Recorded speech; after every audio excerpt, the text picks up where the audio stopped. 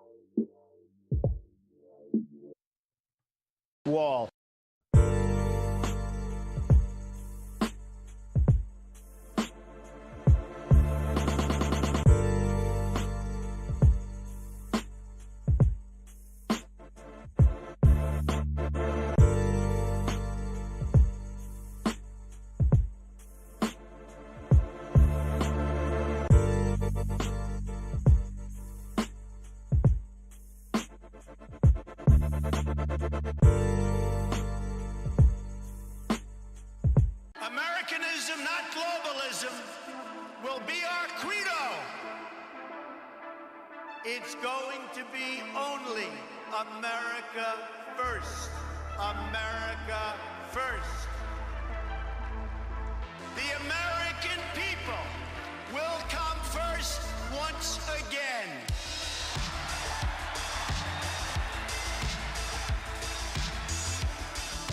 With respect, the respect that we deserve.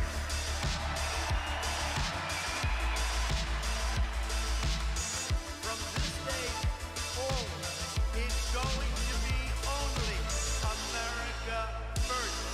America first.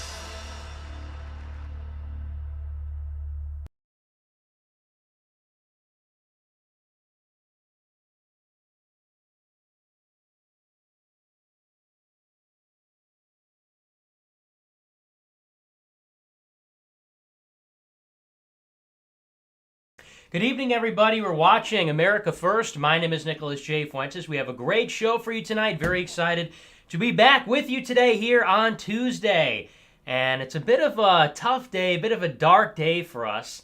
Feature of the show, of course, is about the 100th anniversary of the 19th Amendment. So I can't really tell you that it's a great day. I can't really tell you that it's a fabulous day that we're experiencing today. We're going to be talking about that. We've got a whiteboard prepared for you. That's really our big news story. Not so much else going on. It seems like everything else is kind of simmering, kind of calming down a little bit. Simmering. Is that calming or is that escalating? I guess, well, regardless, things are slowing down a little bit. You know, last week I said we were getting excited because things were heating up with China, things were heating up with Iran, and now it just seems like nothing happens, you know? And that's how I was feeling a little bit last week. People are saying, war with Iran, we're going to war with Iran. And in the back of my mind, I'm thinking, nothing ever happens, you know? Of course it's not going to happen. But a little part of me is like, there would be such a big show. It would be such a big show if we went to war with Iran. And it would have been a lot of big shows down the road, right? So maybe there's the military-industrial complex, and then there's the America First industrial complex. Maybe you have some high-level America First viewer in the State Department and the Defense Department.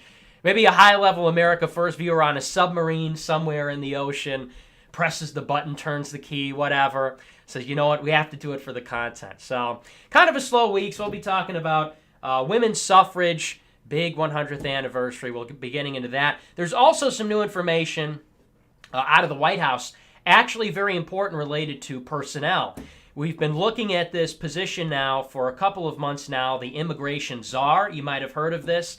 I think it was right around the government shutdown, people in the White House started to talk about the creation of a new position outside of the Department of Homeland Security, outside of some of these policy advisors, and they would create a new immigration czar. And they've had these czar positions in the White House for a while now. I think this began under the Obama administration, where they appoint kind of a temporary official to oversee one particular issue that is not being focused on maybe, or is not getting the desired attention from the major departments, because there's only so many departments and a lot of them do many different things.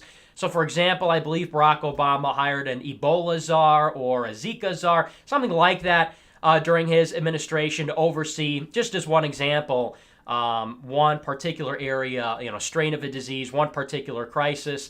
And so they talked about this during the government shutdown, the appointment of an immigration czar. And of course, the DHS secretary is out. They have a acting DHS secretary, Michelinin. And what they've been discussing with these two positions is, of course, Chris Kobach. Are we going to get Chris Kobach as either an immigration czar or as the DHS secretary? And so far, we haven't seen any movement on that. We haven't seen anything in the way of an appointment for DHS, and we haven't seen an immigration czar. Well, it was announced this week, first reported by the New York Times, that the president has found his immigration czar, and it's somebody by the name of Ken Cuccinelli, not Chris Kobach. So we'll be talking about that decision, and there's a lot of palace intrigue going on there about why it wasn't Chris Kobach, who might have played a role in torpedoing Chris Kobach's prospects in getting this position, or any other position for that matter. We'll be talking about another personnel change which happened. And some pretty interesting things happening in the White House, pretty interesting movements happening, but I can tell you not all of it good. Not all of it good. Like we were talking about yesterday with the E-Verify statement that was made in that interview with Fox News the other day, things seem to be going in the wrong direction. It seems like just when we start to go in the right direction, just when we start to see, okay, maybe there's this renewed effort on this particular issue, or maybe it's on trade, or it's on foreign policy, every time he says we're pulling out of Syria, or we've got the USMCA ready, it always just, out of nowhere, just begins to go in the wrong direction. It goes nowhere, right? So we'll get into all of that. It should be a pretty fun, great show, even though it's a slow news day, slow news week. We have these sometimes, but we're going to try and keep it fun, energetic, regardless. But that should do it for the show. I was going to talk a little bit about the Australian elections, but honestly, I don't really feel it's that particularly exciting. You know, I mean, we have a lot of Australian people who watch the show, a lot of Kiwis and a lot of Aussies. Kiwis, I guess, is New Zealand, right? So people in that general area, same accent. We have a lot of those types in the audience, but, you know, for people that don't know, they had this big election in Australia. The Conservative Party there pulled out a major upset victory, and it turned everybody upside down. The media was in shock. People around the world were in shock. I don't know if people around the world, but people in Australia were shocked that the Conservative Party won. But I don't think that's really so much relevant to American politics. I guess it's fair to say if we see that happening in Australia, if we see this happening elsewhere in Europe, we see the European Union elections coming up, and the Brexit Party is polling very well, and Lega Nord, or just Lega as it's called now in Italy, is polling very well. Suffice to say, I think that perhaps right-wing populism is not dead. So I don't want to expand too much on the Australian election subject. Didn't really want to devote too much time to that, but I do think it's worth mentioning. I do think it's worth throwing out there just briefly to say, as we talked about a little bit last week when Viktor Orban came to visit Trump, that it seems to me like if the right wing doesn't pull it off in America, if we're not able to save the country politically with a conservative party or a right-wing political revolution or something akin to the insurgency we saw in 2016, if that doesn't work in America, I think we can all be very white-pilled that it's happening everywhere else. I guess it's happening everywhere else. So I don't know if you want to interpret that as a white pill or a black pill. Black pill because it's highly disappointing here. White pill that even if it doesn't happen here, it's happening elsewhere. But we can look across the ocean on both sides and we can see that it seems like in Australia, things are looking up. I'm not sure exactly if their conservative party is exactly the kind of populist nationalist movement that we need, but regardless, it's better than the Liberal Party. And we look across the other way in Europe, it seems like things are getting a lot better. So disappointing. I guess maybe that's a little bit of a cope. The Virgin Trump in America versus the Chad, Orban, Salvini, Farage in Europe. But that's something else that's going on. But that, like I said, that should do it for our show. We're going to jump into the immigration thing first. And really, this has been the story of the administration. This has been the most disappointing thing this year. You know, as I've been saying, I thought after the midterms we were going to get serious about immigration. And I thought for a short time, a couple of weeks ago, we were going to get serious about immigration again, even though I had been totally blackpilled, totally off the Trump train. You know, after the midterms, we had executive orders in the works, allegedly, and we had a government shutdown that began, and it seemed like there was this focus, and then that evaporated. And then that, of course, was totally derailed, totally failed. We didn't get the federal government funding for the wall, and actually we lost on everything else. And then after the government shutdown, I said, okay, it's over. It's game over. Maybe we're gang. Maybe we're going to vote for Democrats. Maybe we're going to just go underground. Maybe politics is finished. But then we saw things were starting to pick up again. Then we saw there was this renewed focus on immigration again, and we had this new proposal from Jared Kushner, which we talked about last week. Turned out it was actually pretty good as far as modernizing the immigration system, shifting from chain migration to skills-based migration.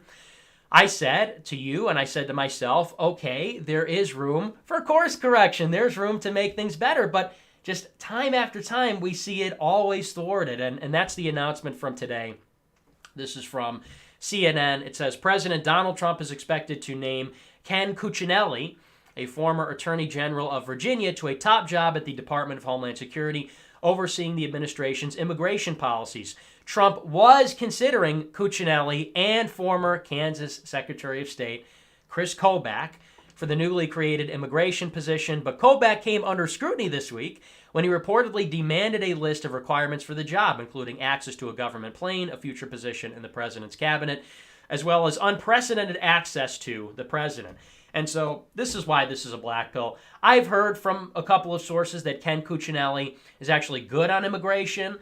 I don't know if that's legit or not. I haven't heard from some of the usual suspects on whether or not that's authentic, because we've heard a lot of people are good on immigration, right? I mean, we've heard that from a lot of different people, and somehow it never seems to come to fruition. It never seems to actualize. So I'm not exactly certain about his prospects as, will he be tough on immigration? Will he be a good immigration czar? They say he's good on border security. This is continuing from CNN. It says, although Cuccinelli shares the president's view on border security and immigration, he was a strong critic of Trump during the 2016 Republican primary. Cuccinelli famously threw his credentials on the ground during the 2016 Republican National Convention in protest of Trump. So I find it hard to believe. They say at once he's a strong supporter. He's great and strong on immigration. He's in favor of border security. But at the same time, and you might have seen this, there was a clip posted and it was circulating on Twitter from the 2016 National Convention. You remember it was very controversial at the time. There was this question of the unbound delegates versus the bound delegates. Is the party going to try to steal the nomination from Donald Trump and give it to Ted Cruz? Will they throw it to Marco Rubio? You know, what's going to happen?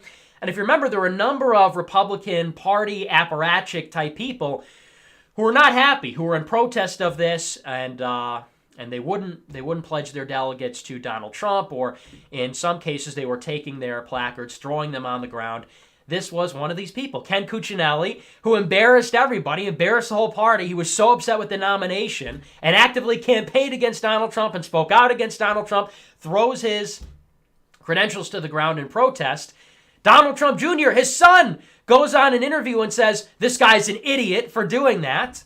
This is now our immigration czar. I just think every step of the way, every opportunity that we get to turn it around, every opportunity that we get to capitalize, we have this big crisis where now even the New York Times and the Washington Post and publications like this are saying, yes, there is a crisis at the border. Yes, we need to secure the border. 6 months ago, they were saying, what crisis? There is no crisis.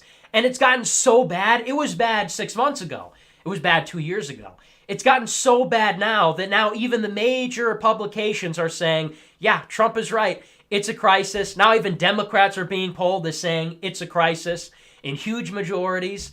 They're even saying that Trump's immigration plan should be voted in the affirmative by the Democrats. They're saying Democrats should adopt and accept and vote for the president's immigration plan. So yet again, a critical, perfect opportunity to capitalize on what's happening at the border. And instead of picking Chris Kobach, who we've talked about on the show, would be perfect for the job. This guy served under George W. Bush. He created like the first ever national system to root out foreign aliens. He basically was one of the masterminds and architects of E-Verify in Arizona. I mean, this guy was like, he is one of the modern, godfathers of strong immigration policy, of the Department of Homeland Security. This guy's a great lawyer. He's very intelligent, not a great politician. That's why he's not the governor of Kansas. He lost in 2018. But nevertheless, he was the right pick. And we've gone through his credentials before. And he's got all the right backing from all the major organizations, all the right pundits, all the right politicians. And he was passed over in favor of Ken Cuccinelli, who didn't even, I'm sure, vote for Donald Trump, who didn't even want him to become the nominee. Now he's working in the White House. And this is one of the time-old, age-old problems that we see in the White House, which, again, is the personnel. That's kind of the tricky thing is, for a long time, it's sort of hard to parse out. Things have not been going our way. Things have been failing, obviously. We haven't seen progress. We haven't even seen stasis on the core issues that were elevated during the 2016 election. Things like foreign policy, things like trade, immigration. Not only is it not progress, it's not even stasis. It's not even staying the same. It's all getting worse and getting drastically worse. It's like accelerating. It's the rate and it's also getting worse, right? And it's hard to parse out, well, who's really responsible? For a long time, I think we were fit to say, well, and I would say it's strictly personnel. I think in recent weeks and recent months, like we talked about last night with E-Verify, we can probably place a lot of the blame on the man himself, on the president. But time and again, I don't know how you keep making these decisions. How many times have we seen this where we get somebody in the cabinet, or we get somebody who's a deputy to a cabinet member, or we get somebody who's in Congress working with the president, who you could go back in 2016, it takes a simple Google search, and they either worked for another campaign, or they spoke out against Trump, or they called Trump like Hitler or the devil or a white nationalist. You go down the list of probably half the people in the White House didn't vote for the guy, campaigned for somebody else, or they spoke out against him. That's half the cabinet. That's probably half of everybody in the White House. How does this keep happening? Then we get yet another one. You would think 2 years in, we would have learned the lesson. That's when I think you really have to put the blame on the man. That's when I really start to question, do we vote for him again? I wavered a little bit last week. We interviewed Jesse Lee Peterson on the Premium Show, and Jesse Lee Peterson, he's still on the Trump train, and we had a little bit of an exchange on this, and he urged me, he pressed me, he said, you gotta vote for him because everybody's against him, and he's the only one who's fighting back, and he's the great white hope, and, we have to trust that God is guiding him in all this. I said, oh, all right, maybe we're being a little hard on him. He does have a hard time out there. But how do you keep making these mistakes? 2 years. And it's happened dozens of times. And it's reported in the mainstream media. It's not like this is like a secret. It's not like I'm the only one who knows about it. If I know about it, I'm some 20-year-old guy in Chicago doing a YouTube show. If I know about it, your advisors know about it, the people in your administration know about it, your friends know about it. It's in the newspapers that you yourself read. It's on television. That's all you do is watch television. So I think time and again, when this happens, you have to say, I don't even think it's Cuccinelli's. If he doesn't do a good job, it's not his fault. If immigration is failing, it's really not the fault of DHS. It's this man's fault. Get it together, man. For 2 years, I said, okay, well, he's getting his sea legs, like Steve Bannon said. That's the excuse he gives for Trump when he goes around on his, Trump apology tour. Well, he was figuring everything out. How can you continue to say that? So the Cuccinelli thing is, it's nothing we haven't seen before. But to me, what is most shocking is a detail in this CNN excerpt that I read. Why was Chris Kobach passed over? Why was there this big backlash? Why was Cuccinelli chosen over Kobach? It had to do with this list that was leaked. Like CNN said, Kobach only came under scrutiny this week when he reportedly demanded a list of requirements for the job. And it was all kinds of embarrassing things, I guess. I don't really know what's standard for this kind of position, but it says that he requested the government plane, a future position in the cabinet. I mean, some pretty heavy demands. And the question is, well, who leaked this? Every time that we look at this White House, which there's leaks everywhere, there's chaos everywhere, and we talked about this last week with the leak that the president was preparing a 120,000 strong ground force to invade Iran, or a leak that said the president was actually very skeptical of war in Iran, or, years ago when Steve Bannon was still around and you would hear all these leaks about personnel changes and drama in the Oval Office, swearing, fighting, phone calls, this kind of thing. Where did the leak come from? According to people connected to the White House, this is according to Ryan Gerdusky, Stephen Miller leaked the list. So that's, to me, what's most shocking. Donald Trump hiring somebody who campaigned against him, Donald Trump hiring somebody who isn't good on policy, who is not true to the MAGA spirit, the America First revolution. That's not new. The shock to me is that according to a lot of sources, the person who leaked this list of demands that got Kobach passed over came directly from Stephen Miller, which, if you know anything about the White House, Stephen Miller he's one of the top policy advisors, and he is seen as the last remaining immigration hawk in the White House, I guess, except for Trump, if Trump can still be considered such a person. So, we had Steve Bannon in there. We had a few other good people in the White House who were serious about immigration. Slowly but surely, all of them have been eliminated.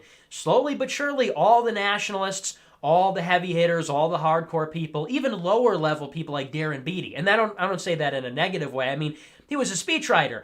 But somehow, all these people in the White House who were Trump campaign people, who were America First people, who have been around the block, who are endorsed by people like Ann Coulter or others, somehow they've all been cleaned out of the White House, yet Miller remains. And I never really thought too much about that. We always saw Miller as the saving grace of the administration. Well, maybe they get Mick Mulvaney as the chief of staff, and Mick Mulvaney's totally Koch brother owned, and maybe we get Michelinin in his DHS, and he's maybe worse than Nielsen. But hey, at least we got Stephen Miller looking out for us. He was looking out for us last year when you had the government shutdown and he torpedoed all these deals that would have given amnesty for DACA. And we talked last week, why was Kushner's immigration proposal seen as good? Well, because Stephen Miller gave it a stamp of approval. But according to Ryan Gerdusky, who's very connected to these sources, he's one of our favorites on the show, he says that actually Stephen Miller has to do with a lot of these different incidents. I've actually also heard that in the case of Darren Beattie, another perfect example. Darren Beattie, he was one of the only non-tenured university faculty to endorse Donald Trump in the 2016 election. He has written great articles in American Greatness, a few other publications. He spoke at the H.L. Mencken conference. I mean, a very solid dude and very strong America First type guy, totally 100% our guy, America First type person. When he was fired as a speechwriter, I've heard from some back channels from QAnon himself that when Darren Beattie was fired, Stephen Miller did not stick up for him. And it seems like that is a pattern. I've heard this from multiple people, that when these pro-immigration people get fired or they get forced out or they don't get hired, it seems like Stephen Miller perhaps is behind this. I guess the word on the street is that Miller wants to take all the credit. He wants the strong immigration agenda in the White House, but he wants people to see that it was done by Stephen Miller. And again, this is what we've heard. We've heard this from good sources. So I don't want to, when I say that this is what we've heard from back channels and things like that, I don't want to undermine the claims being made. These are good sources saying this, but I am saying this is the word on the block. This is what we hear, but they are pretty legitimate sources. So to me, that's pretty shocking. That's pretty surprising. Because like I said, for the longest time, we always said, well, as long as Miller is in there, if Miller goes, we're done. If Miller is out of the White House, then it's over. But I think you're starting to see that this is politics. This is the mean game of politics. And egos enter into play, and personalities enter into play. And that should tell you something about the struggle that we face ahead of us. When a lot of people are very much obsessed about policy, and people are obsessed about legislation, and people are obsessed about ideology and meta-politics and philosophy, all of that really takes a back seat to personnel. All of that takes a back seat to logistics, to politics, character, loyalty, things of this nature. If you think about politics as a car, all that, intellectual, heavy, high-minded type stuff is in the trunk of the car. What's in the driver's seat is things like character. It's who the politicians are. And I've said that a lot about the Democratic contest in 2020. People always say, well, who do you think is going to be the nominee? Is it going to be a progressive? Is it going to be a socialist? All of that matters a lot less as opposed to who are the people that are competent, who are the people that actually have the character traits, who has it in them that they're going to be able to close a deal, get the nomination, whatever. And that's an analogy, but I think it fits with Stephen Miller as well. Clearly, it doesn't really matter that he's very strong in immigration if that's the kind of attitude that he has, if that's the kind of personality, whatever, character traits that he brings to the table. If he's willing to backstab everybody who can actually accomplish this agenda, what good is he in the White House? Would you prefer Steve Bannon, who may be a prima donna and leaks a little bit, but he's a team player, he gets a job done? Well, maybe he suffers from a little bit of the same thing as Miller. Or do you have Stephen Miller, who's this psycho, I guess this is what the word on the street is, and he's somebody who's going to force everybody out, leak things to keep Chris Kobach out? Because if Chris Kobach got on as immigration czar, I think a lot of people would say you've got a much better chance of turning the border security situation around. But he didn't let that happen. So very disappointing if that's true. Very disappointing to hear about Miller. And the obvious disappointment is the end result, which is that now we've got the next best, the second best pick as opposed to the best pick for czar. So we hope this guy Cuccinelli does a good job. We hope that what they say about him is true. We hope that he's good on border security, but I don't think he's a substitute for Kobach. And if Kobach doesn't get in at DHS, I think we know we can blame two people, Donald Trump and Stephen Miller, for why the border isn't secured. You got the White House, you got the presidency, it's all locked and loaded, ready to go. You've even got fine people waiting in the wings to take over and guide policy and get things done, but you're not making it happen. There's no excuse anymore. There's nothing that you can blame it on anymore. When people say, oh, Nick turned on Trump when it wasn't popular. No, I stuck with Trump even when it was unpopular for probably a lot longer than I should have. But it was only at this point when you can say so clearly, so transparently, you had the opportunity. It was right there for you. Chris Kobach, you could have hired him. You could have hired all these other fine people. You could have fired these people, but you didn't make it happen. That's on you now. That's on the people in the White House, as opposed to all these external forces, right?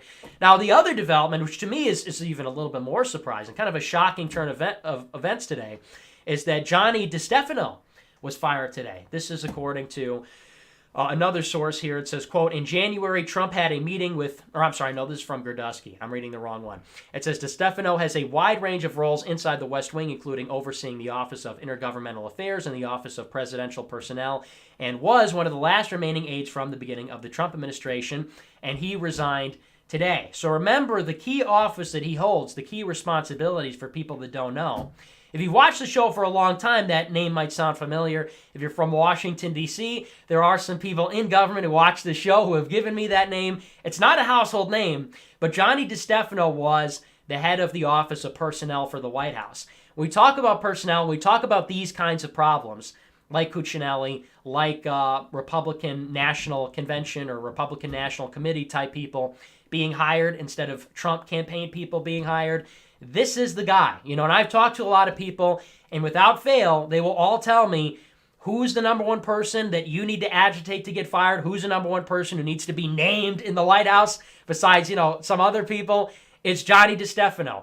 Johnny DeStefano was put in charge of the Office of Personnel, and he's the reason why the entire White House is staffed with people who worked for Marco Rubio in 2016 or worked for Ted Cruz in 2016. He was one of the chief architects of this failing Trump White House. And we said this last week. If you get bad personnel, if you get George Bush personnel in the White House, it becomes the George Bush White House. So this is the guy. And Donald Trump tweeted today that, we're sad to see him go. He did great work, blah, blah, blah. But apparently behind the scenes, this is according to Ryan Gerdusky, he tweets out, quote, in January, Trump had a meeting with conservative leaders and his staff when he asked them why he had so many personnel issues, so maybe he's hip to this. Connie Hare, who is Gohmert's chief of staff, called out DeStefano as the culprit. Trump turned to Johnny, who was in the meeting, and this is my favorite, and said, quote, that doesn't surprise me. I hear that from a lot of people. So to me, this is the killer. Trump knew about this. Trump knows about the personnel issues. He knows enough about it to inquire. That's according to somebody familiar with a closed-door meeting in the White House. The Trump is going around and asking, why am I having all these issues? Why are people leaking? Why do I find out that people in my White House are not executing my orders, like we saw with Mattis a couple of weeks ago? Why are they leaking things like we saw with Raj Shah, I think was his name, who was in the communications department? Why are they stabbing me in the back on policy, as we've seen time and again with some other people? Why is this happening? So he knew about it. He's been hip to it. And they say Johnny DeStefano. He says, well, I know that too. I hear that from everybody. He's getting fired today. So I don't know. It's like a white pill, black pill sort of thing. Are we black pilled that we're 2 years in and it seems like even though we're aware of these things or have been aware of these things, only now we're hearing about it from the man himself. Only now do we start to see a little bit of a change, in the sense that DeStefano gets fired. Is it a white pill that if some of these people are being cleaned out, maybe it's long overdue, but it's finally happening and there's course correction? It's hard to tell. You're just dizzy at this point. Are we going to fix immigration or are we not going to implement E-Verify? Are we going to change personnel in the White House or are we going to turn over people like Chris Kobach? It's just can we pick a lane here? Can we choose up? Because I don't know. I don't know if we're going to be Keep America Great 2020. We're on board. This is our last ride. We're going to do it. Or if I should be, shilling for Yang Gang or for Tulsi Gabbard. I don't know what to do anymore. Because it seems like every day it's no, we're cucking. I hate America. I'm totally with the Koch brothers and Big Ag. And then the next day it's Johnny DeStefano's out, Nielsen's out, everybody's out, and we've got this new immigration bill. We're changing the consensus. So it's all up in the air. I can only say so much. I can only analyze so much. I can only agitate as much as I can from my throne here in the America First Kingdom, to my club of knickers, to my court of knickers. I can only do so much, but it's very confusing. It's very chaotic times. And I guess the subtle white pill on that is if it's chaotic, if it's uncertain, if it's unstable, then that means there's a chance, a possibility that things could turn around. That's all I'm going to say. It's clearly turmoil. There's clearly conflict in the White House. Perhaps there's internal conflict within the man. Something is definitely happening here. And I guess the one, if we're going to remain optimistic, if we're going to remain a little bit hopeful, the one thing we can say about that is if there is some kind of a brawl, if there's some kind of a battle happening, then we know at the very least that we're not down and out quite yet. It's not over until it's over. So that's not to say that it's highly likely that things are going to turn around, but it is to say that there's a chance. It's not over yet. If DeStefano gets fired because Trump is hip to the fact that he sucks, maybe that means he's hip to it. And maybe that means that he's looking to do something about it. And he has been making personnel changes. And hey, the appointment of an immigration czar, even if it's not Kobach, is a good thing. So I think there's two ways to look at it. There's glass half empty, glass half full, right? But that's some of the shakeups happening in the personnel office. Hopefully that leads to good things, but it just makes you want to tear your hair out that it's like, really? I think the damage has been done. You fire Johnny DeStefano in late May 2019. It's like, you should have done that yesterday. You should have done that 6 months ago, We wanted personnel changes before the beginning of the new year, before 2019, and now here we are. And only now we're getting around to it, and you still haven't replaced defense, DHS, some of these other big ones. Mick Mulvaney's still the chief of staff. What are you doing, big guy? You gotta get Mick Mulvaney out. He's just got to put like Ann Coulter in charge of personnel, or I don't know, one of my friends. You got to put somebody in charge of personnel who knows what they're doing, because it's just a mess right now. It's a disaster. So that's personnel, but we got to get to our feature story of the day. Like I said, we have a whiteboard. As I said, and you may have seen this online, all the representatives are celebrating. Everybody's talking about this. Today is the big day, everybody. Woo, happy 100 years. Happy 1 century. Can you believe it? It's already been a century. Has it really been that long? 1 full century of women's suffrage. Today is the day, 100 years ago, May 21st, 1919, when the 19th Amendment was passed. Incredible. Incredible. Good job. Congratulations. The 19th Amendment passes, and I'll read the text of the bill to commemorate this momentous occasion. It reads, quote, "The right of citizens of the United States to vote shall not be denied or abridged by the United States or by any state on account of sex. Congress shall have power to enforce this article by appropriate legislation." So, in short, all the amendment says is women have the right to vote. And it's so funny because I'm doing a little research for the show, and I have to rely almost entirely on things that I have found in the past, happened upon, stumbled upon, red pills that I have found, because you try and do a little research. You Google something like women's suffrage cons, women's rights mistake, 19th Amendment, biggest mistake, 19th Amendment, whatever. And nothing comes up. I read article after article after article about, okay, it's the 19th Amendment, it's the 100th anniversary, here's the effects, whatever. Nobody can tell me one con. Nobody can tell me one area there.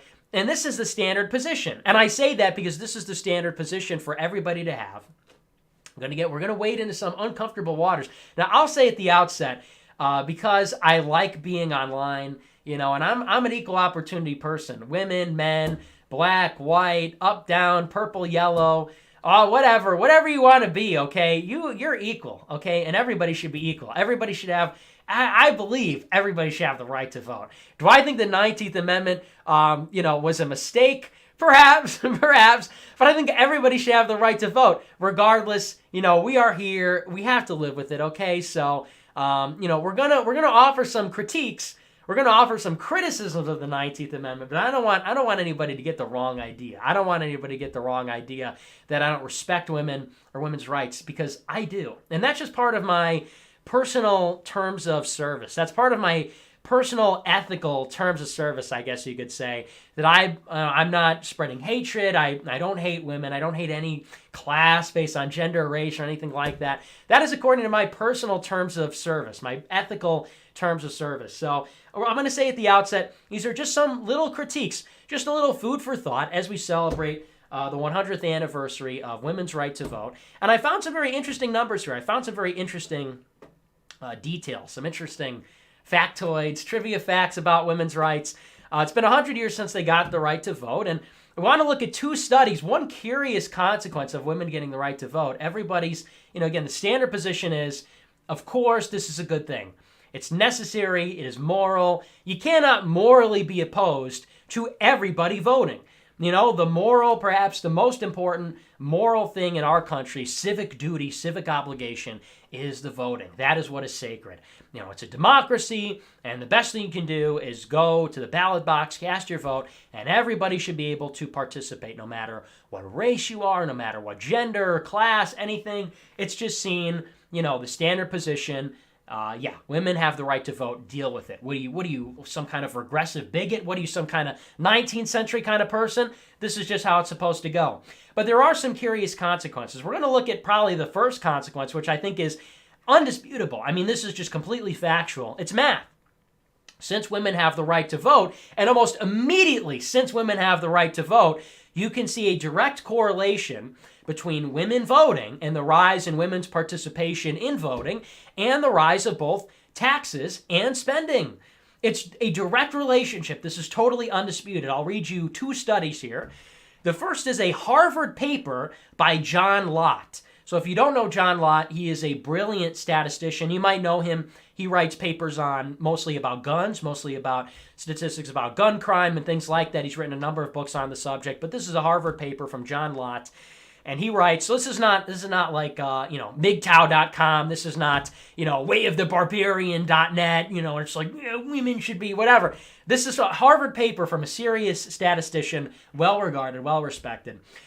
It says, quote, suffrage coincided with immediate increases in state government expenditures and revenue and most liberal voting patterns for federal representatives, and these effects continued growing over time as more women took advantage of the franchise.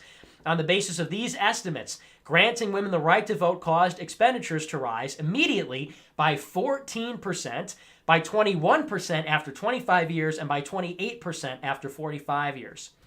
So fully 45 years after women get the right to vote, and understand, they didn't even have matching turnout with men 45 years later. It passes in 1919. 45 years later is what, 1964, 1965? They did not match men's turnout in voting and then ultimately exceed men's turnout in voting until the 1980s. So we're talking about just a little bit of women voting into the mix. We introduce a little bit of women's suffrage into the mix. It's all men. Okay, now we've got the Sweetie Squad rolling in. Now we've got, we got the females entering in, and they're going to vote. So you track this over time, and you see a direct correlation over so many years as women turn out in higher numbers and become a higher proportion of the electorate, from 14 ultimately to 21 to 28% after 45 years. 28% rise in state expenditures. And that's before you even get, it's almost a third before you even get to women matching men's turnout in voting.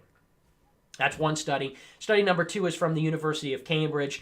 It says, using historical data from 6 Western European countries from the period 1869 to 1960, we provide evidence that social spending out of GDP increased 0.6 to 1.2% in the short run as a consequence of women's suffrage, while the long-run effect is 3 to 8 times larger. 3 to 8 times larger effect on social spending as a result of women gaining the right to vote. And this isn't surprising.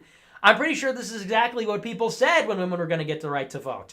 Women and men vote differently. That's really the red pill about this. That's what people have to understand, and we're going to get to that in greater detail with this whiteboard. But just something to understand as we read out these numbers, as we read out these reasons, why do you think the state spends more money after women get the right to vote? Well, clearly, women are voting for different policies. That's a very subtle detail. That's a very subtle little part of this. People might jump to, well, women, why do women vote for these things? Why would women vote for higher programs? Or what other causes could there be there? But the very subtle thing to acknowledge within that is that you see a change in spending, you see a change in policy because women vote differently than men. That's really what's critical here. What we understand in this, democratic sort of mentality, universal mentality, is that we are atomic individuals. we are these units of person. We are the individual voter, the individual consumer, the individual producer.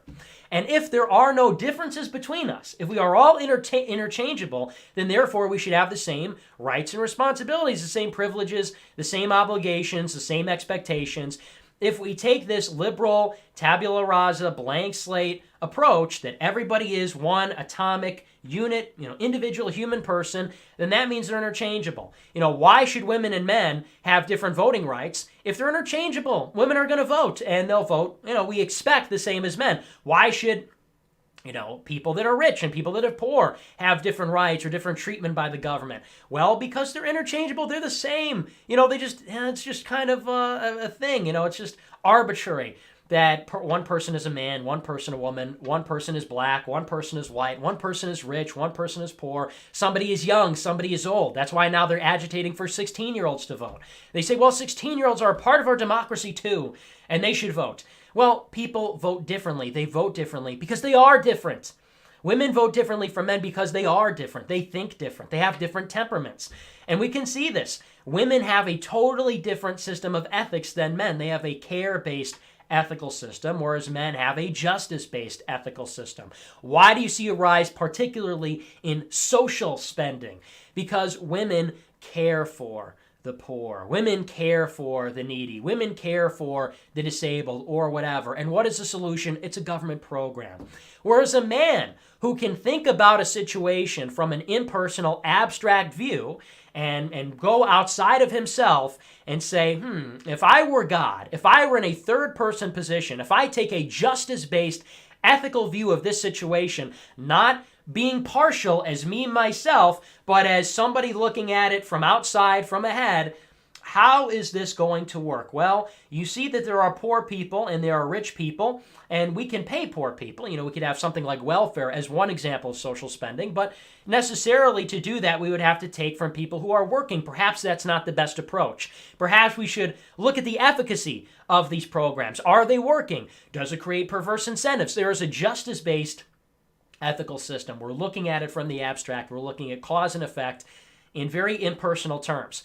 Men uniquely have this ethical system. Women have a care-based ethical system. It's postulated that they have a different view of ethics because they are mothers, because biologically, whether they are mothers or whether they, just have the eggs, they're not mothers yet, they are biologically intended to bond with a baby inside of their womb. They're expected to have a relationship where they have a child dependent on them. And not just inside the womb, when they have to selflessly, change their life basically to accommodate another life, but then even once the baby is out of the womb, they have to have this special bond. It's almost like this, it's basically a parasitic relationship in strictly biological terms. I don't mean that in a negative way. I don't mean that in a pejorative way, but it's, the baby is taking and the woman is providing. So it is this relationship where the baby is dependent, the mother is relied upon for care. And so it is seen that this sort of abstract thinking is then applied to their ethical system. They have a care-based ethical system, that they cannot view the world impersonally. They cannot view the world in a third-person way. And I'm sure there are women who can. I'm not saying, we're not talking about, some individual or a high IQ person or somebody who is trained to do this kind of a thing. We're talking about, generally speaking, we're talking about sort of evolutionary psychology here. Women's ethical systems, typically, their temperament is to think in terms of care. Their ethics is to think in terms of, poor so-and-so. We have to take care of people. We have to be sensitive to people because of that relationship that they have. We could say that the man is an individual. We can say that all this liberal tabula rasa type thinking can apply to a single, solitary, adult, mature man. It cannot apply really to anybody else. It cannot reasonably apply to a mother. It cannot apply to a child. It cannot apply to, maybe the indigent or low IQ people. It really just does not apply so much to those others. So that's why you see these differences. That's why you see big differences in the way women vote, and particularly with the spending. And we're going to bring up the whiteboard here. There's some more direct consequences as well, something a little bit more contemporary, a little bit more concrete. Of course, when we look at rising state expenditures, that raises the question of who are they voting for? Which party? Not just in terms of policy, but what candidates are they voting for? And let me change my settings here so you can see the writing on the whiteboard a little bit better there. I know it's a little bright sometimes. So we'll bring that down. We're looking at the way women voted in 2016 and 2018. This, to me, was the biggest red pill and maybe the most informative. Maybe you have women who are conservative. I know there are a handful of conservative women who watch this show. You know, all 10 of them, the whole dozen women that watch this show, they are out there. And there are women out there who are conservative. And there are women out there who can make sense of these things. And they can take a more justice-based, ethical approach. You know, we're not saying that that's everybody. We're not saying that every single woman down to an individual person thinks this way or, you know, falls victim to these kinds of things. We are saying, in general, it is a woman's temperament to think in this way. And that shouldn't be a controversial thing to say. I feel like a lot of leftists ridicule that position that, you know, women have different brains or they think differently, but it's obvious. If you have different outcomes in voting, that is reflective of different thinking, of course. You wouldn't have a direct correlation between a rise in spending or, you know, these kinds of voting patterns based on female enfranchisement if they didn't think differently, of course. You know, so leftists might come around and say, oh, you think women have different brains? What are you, some kind of knuckle dragging? You know, what are you, some kind of backwards, bigot, sexist, misogynist, whatever? No. If women thought the same as men, if it were interchangeable, it were the same, replaceable, then they would vote the same. There would be no rise in expenditures. These numbers wouldn't be so different, but they are. And so we're going to look at 2016 and 2018. This is if only women voted in the election. This is if only men voted in the election. If only women voted in the 2016 presidential election, you know, so let's say women get the franchise. In other words, you control for gender and you keep all men out. Hillary Clinton wins 458 to 80. Hillary Clinton wins. This is like a super landslide. This is like one of the biggest landslides in the history of American politics. Hillary Clinton wins. The same Hillary Clinton who, do I have to remind you, was physically impaired, who was physically not fit to become president. Outside of that, she was a criminal. Outside of that, the policies. I mean, so you had every reason in the book, a rational person, to say, we should not vote for this person. She is not physically fit. She legally could be in jeopardy. Her policies are a disaster. She's just obviously a psychotic bad person. She would have won one of the biggest landslides in American history. Everybody agrees. She was a bad candidate, perhaps one of the worst candidates, one of the most corrupt candidates, one of the most controversial candidates. She could not beat Donald Trump. 458 electoral votes if only women are voting compared to 80 for Trump. That's women, okay? If only men voted, it's 188 to 350. So we know that Trump actually won by 306 electoral votes. 306 to, I think, 232. Okay, so women are voting, obviously, in the complete opposite direction. Hillary Clinton not only wins, but she wins by an ultra-historical landslide.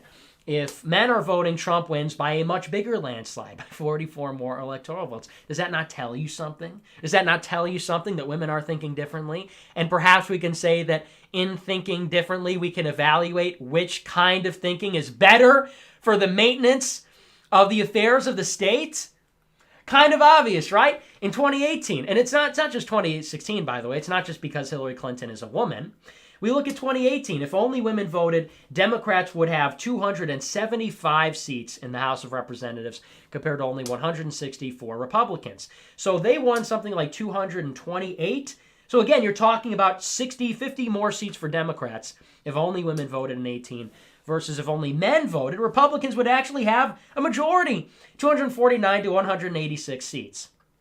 And all of this is to say, you take a look at this picture.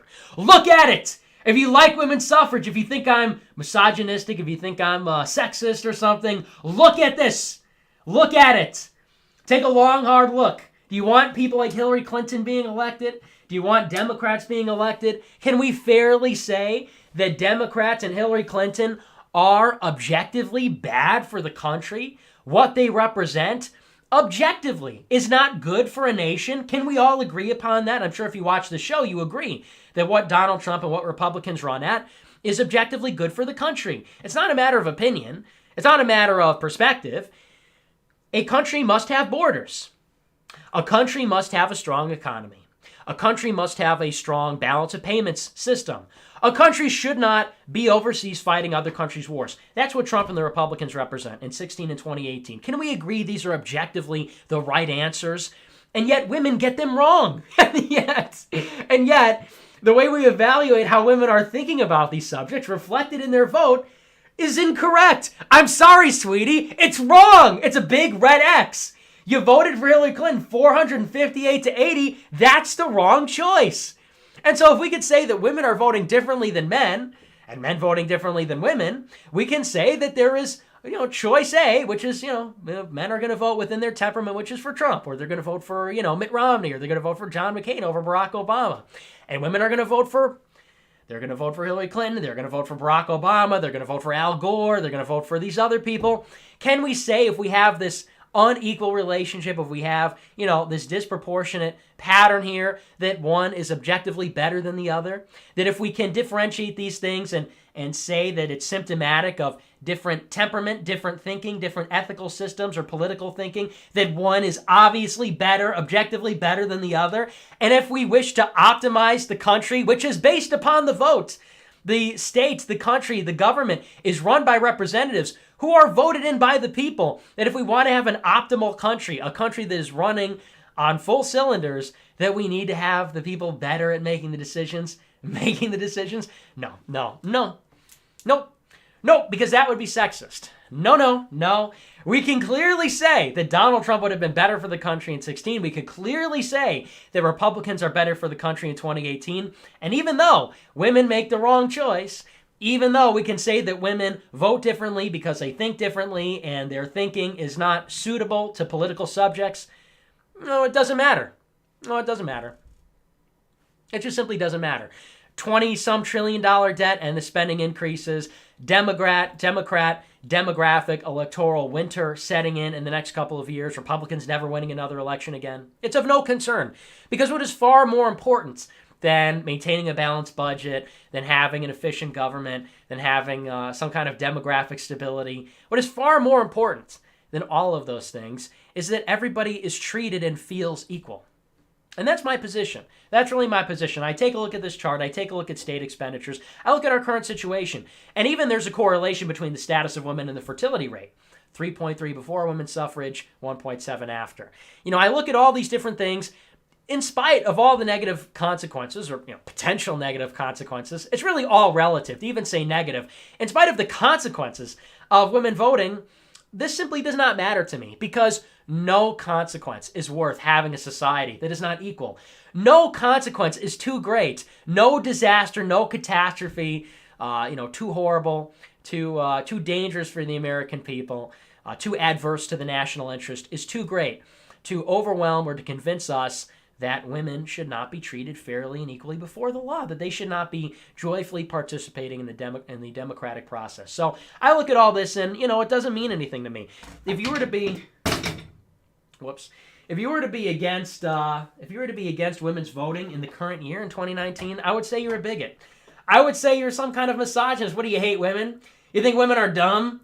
What, you think women are only good for cooking and cleaning? You think women are only good for pumping out babies? What a ridiculous, silly person you are. What an anachronism. Can't you see that everything's going just fine? Can't you see that women's suffrage is just so obviously and naturally not only right, but unequivocally the moral thing to do? That's my belief. So happy 100 years of women voting. I look back at 1919 and I look at 2019, and you know what I see? Progress. I see improvement. I see a country that was the number one economy, military power in the world, the envy of planet Earth. Everybody wanted to go there. Clean, orderly, moral, traditional, families are strong, we're reproducing, and all that.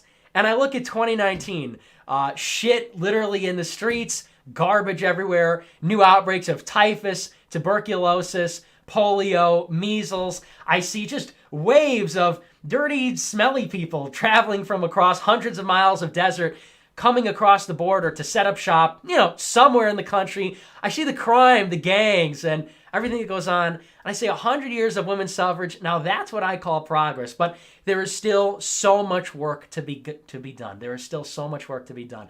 We can enfranchise people that are younger. We can enfranchise the disabled. We can enfranchise felons. We can enfranchise everybody so that we can continue to see the fruits of universal suffrage, the democratic process. It's a beautiful thing we've had in the country. I look back at 100 years, all those backwards, terrible people, living back then. I think, wow, what a disaster that was. Good thing we changed all that, and we are where we are, right? So congratulations, everybody. Congratulations, we did it.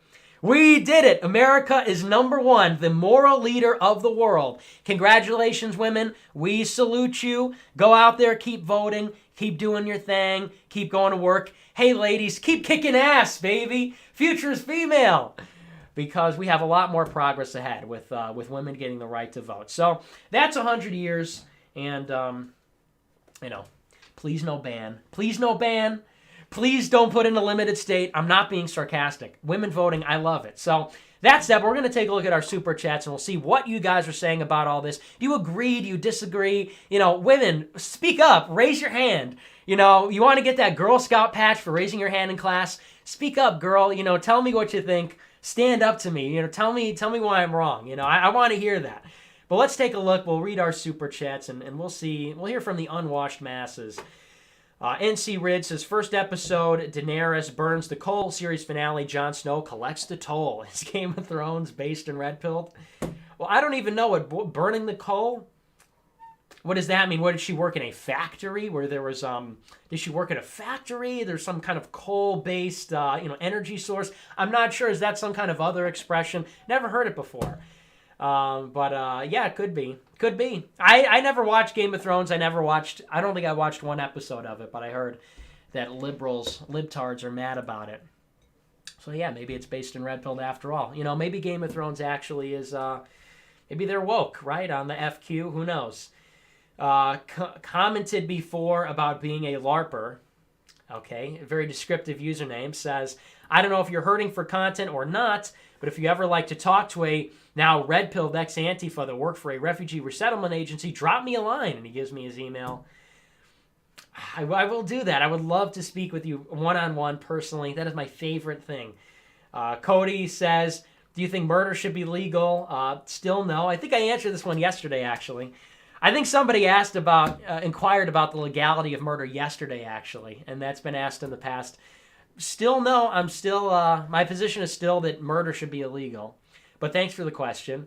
Cassie, Queen of Spades Dylan says, will it ever reach a point where the milk supply becomes so shrunken and contaminated with cocoa powder that saving any pure milk will be pointless?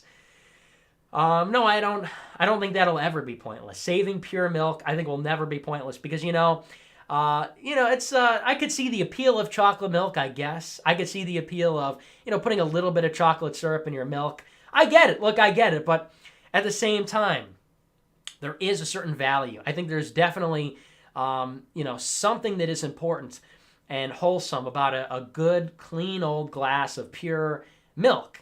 So I don't think we should allow that pure glass of milk to leave the earth forever.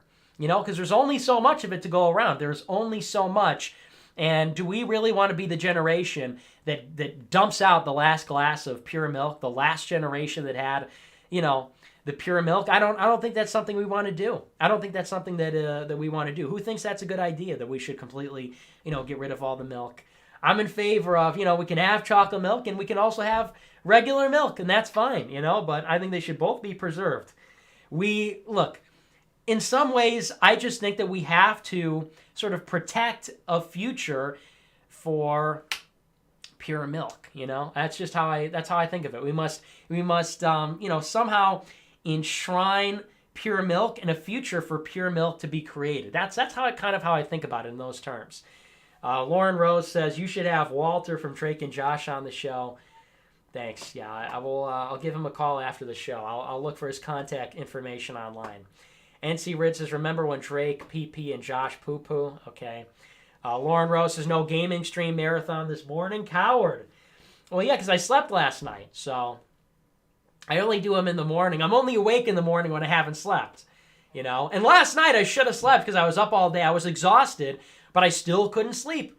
I went to bed at 10 o'clock, and I could not fall asleep until 4 a.m. So that was my situation. Woke up a little bit late, but, I guess it's better than not sleeping, which is what I've been doing. So it's just the curse of the high IQ, tortured, laying awake at night. But that's how the good content is generated. I wouldn't be so funny and edgy if I wasn't a tortured, in some ways, twisted soul. So you should actually be grateful. Glenn C. says, I disavow women. I disavow that comment. Sir. Talk about racist. Nave says, hey, big guy, love the show. Thanks for fighting the good fight. A true martyr. It's so true. I really am a martyr. But thanks. You know me. I'm always out there fighting the good fight against the Democrats. Zoom says, have you read any Jacques Ellul? No. Eric says, Nick, you're a shot of Febreze in this cultural sewage treatment plant we call the USA. That's an adequate description. A pleasant smell to mask the stench of the rotting corpse that is the country. I could say that's probably accurate. But hey, maybe one day we're actually going to turn it into something. For now we're doing the show. First YouTube, then the world. From humble beginnings, right? Maybe one day. Mike Pence started out as a radio host, so important to remember. Doom Marine says, Nick, Chad, I am 30-something with a wife and kid and more on the way. We go to church and just bought a house. What comes next? Lay out the plan. Well, good to hear. Congratulations, 30-something. Can't relate, can't imagine. I imagine myself being 30-something and I can't deal. I just get paralyzed. But 30-something, wife and kids, more on the way, got the house, excellent, going to church, perfect. What comes next? I don't know. I don't know what you need to do. You got it made, dude. Just got to take care of the marriage, take care of the kids. You did it. You achieved the end game. So now you just got to make sure that the kids are healthy and, well-adjusted, educated. I would say that the goal for an adult, if you have a family, is financial security, financial independence, and it's making sure your kids are okay. I think one of the things where the ethnics are actually red-pilled on this is they really do take care of their kids, and that's, I think, why they're set up better than a lot of these Anglos, better than a lot of these Anglo white-bread Americans. The ethnics take care of their own. Mexicans do this as well. Mexicans, I think, are able to get by because they really are. they have this very family-based mentality. Whereas I think you see a lot of white people, and it's like, white kids, they graduate from high school. Nope, you're pushed out. You're pushed, and you got to be on your own. And they're not able to develop the same kind of resiliency, I don't think. That's my perception, at least, as some of these other racial groups in America. So I would say that kind of financial independence, taking care of the kids, probably next. But what comes next? You got it made, dude. Just got to make sure everything is smooth sailing. It's not easy. Not easy being a family man, being a family guy, right? So I don't know what you mean. What comes next? Just got to make sure the kids are set up. That they don't get paused, they don't get brainwashed. You're able to provide for them, able to gain some kind of financial independence, save for your retirement. I haven't really thought that far ahead. I'm trying to get to that stage, so I can't really relate to these challenges down the road. But I would imagine I would start accumulating weapons, accumulating land, saving up money. These would be my concerns. These are my concerns now. But if you've got the children, I'm just such a klutz today. I'm knocking everything over. But if you got all that figured out, I would say that's what's next. But hey, congrats. Who am I to tell you? You already got it made. Jose Antonio says, there is no competition to Nick's high IQ reactionary hot takes. Entertaining, educational, fresh, and raw truth. With you, my white homie. Hey, thank you, my man. So true. Who can compete, truly? With me, the humble campus conservative. I don't think there are any other hot takes. Doom Marine says, would you go roller skating with Jess Southern? I don't really know how to roller skate. I have difficulty walking and running as opposed to, you want to throw wheels into the mix. I don't know why you want to throw wheels into the mix.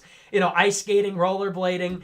People say, you mastered walking and running. Why don't we try and enter in wheels or blades or something? I'm perfectly content just hanging around. But yeah, Jess Southern, would I go on a date with Jess Southern? I don't know. Is she, I don't know. I know the elder Southern, or actually I believe she's older. So the younger Southern has certain proclivities. I'll just say that much. I don't know if Jess Southern shares that. I'm not, and I love Lauren Southern. I think she's, she's beautiful and talented. Lauren Southern is a beautiful, beautiful and talented girl, so I'm not trying to say anything negative, but Jess Southern, total babe. Would I go roller skating with her? Maybe. I'd be slipping and sliding and falling all over the place, but yeah, sure. Sure, I'd go roller skating with her. Maybe I'd be in the arcade gaming it up while she roller skates, No, I don't know, but Jess Southern, total babe. I don't know if that offends anybody. Does that offend you, libtard? Does that offend you, snowflake? I go roller skating with Jess Southern. Cassie, Queen of Spades Dylan says, 7:25 p.m., your Moorish ancestry is showing. It has steadily gone from Anglo work ethic to Mediterranean work ethic. We are reaching dangerous levels. We are gradually, I guess it's in the opposite direction. We start, and it's also latitude as well. Latitude as well as time. We start out 7 o'clock Anglo work ethic. Now we're heading down 7:05, 7:10, 7:15, firmly in Mediterranean work ethic. We're at a much lower latitude. Now we're getting dangerously low. We're heading down past the Sahara Desert. We are entering into a Moorish, perhaps a sub-Saharan work ethic, one might say, dropping in latitude as well as work ethic. Jokes! It's jokes, everybody! I'm kidding! 1.5% African. I'm kidding. It is a joke, everybody. That is a joke. I am 1.5% African. I am something like 2% North African, West Asian. I'm only kidding, of course. No, yeah, we're going to have to fix that. Maybe tomorrow. Tomorrow, we're back on schedule. 7 o'clock sharp. Soft commitment to this. But a good observation, nonetheless. It's jokes, everybody. Why so serious? I know some little libtard, some junior whopper hand libtard cuck is going to go on Destiny's subreddit and say, look at this clip. Nick said that, black people have bad work ethic. It was a joke. I was kidding. I was just joking. All right, everybody? Sheesh. Everybody's so politically correct these days. You can't even say these things. Temple Drake says, congrats on 32,000 subscribers, big guy. You deserve 1 million. Also, you look great with your new haircut. Wow, thank you. Thanks. I'm glad you like it. I'm glad people like it because, it's not always a winner. I got a few bad haircuts, in like 2018. I think I got a bad haircut in the beginning of 2019. So I've been trying to get it right. I've been trying to get it just right, so I appreciate that. And thanks. I do deserve 1 million. I deserve more than 1 million, actually. Black Swan says, hi, how would Alabama go about challenging Roe v. Wade? Well, that's just it. The work is done on the part of Alabama. What happens now is that there has to be a contest by a circuit judge or, a federal judge. It has to work its way up through the court system, basically, where somebody will challenge it. They'll say, well, I want to get an abortion, or some rights group or something will sue and say this is unconstitutional. This goes against Roe v. Wade because Roe v. Wade interpreted the Constitution saying abortion's a constitutional right. That'll work its way up the court system through the federal courts. Ultimately, if the Supreme Court decides to take it, they take it, they'll hear it, and they would have the chance to overturn Roe v. Wade. But that's the Alabama state government has already done their part. So now it's just a matter of, will the Supreme Court take the case if it makes its way all the way up? And then what will they decide? 918 says, these Anglos just don't appreciate the perfect timeliness of 7 p.m. MST, Med Standard Time. A lot of negs in the chat. I deserve it. Yeah, fair enough. I think if Leonardo da Vinci was doing America First, I think he would be later than me. And so what does that tell you?